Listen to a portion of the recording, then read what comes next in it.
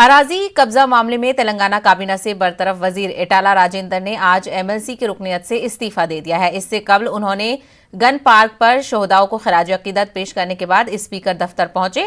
Assembly secretary को उन्होंने अपना इस्तीफा पेश किया। ई राजेंद्र 14 जून को बीजेपी में शामिल होने वाले हैं। बीजेपी के कौमी सदर जेपी नड्डा की क़यादत में ई राजेंद्र बीजेपी में शामिल होंगे।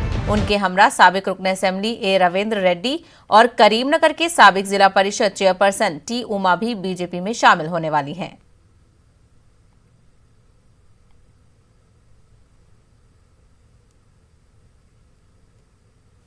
7 साल जो मंत्री काम किया था, हमारा हुजराबाद का अवाम का आशीर्वाद लेके जो हमारा तेलंगाना के अवाम रिजिग्नेशन नहीं करना बोल के जो किया था, मगर